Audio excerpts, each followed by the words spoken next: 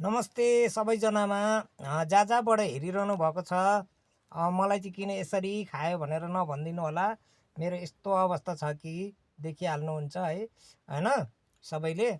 र म चाहिँ आज ढिँडो खाँदैछु। म आज बहिनीले यति खानु मन लागेको थियो कि बहिनीले सबै बनाएर ल्याइदिनु भएछ। र सर्वप्रथममा नीलकमल सरलाई म धेरै धेरै धन्यवाद भन्न चाहन्छु। उहाँले रु 10K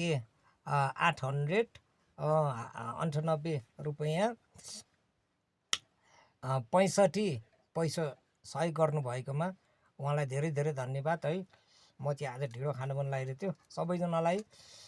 सबैजनाले like comment share copy link गर्न नभुलिदिनु होला। रिपोस्ट युट्युब च्यानल छ मेरो लालबहादुर कार्की बाल। यतिमा होइन ढक्क देखिहाल्नुभयो। Bye bye. Like share comment repost गरिदिनु है।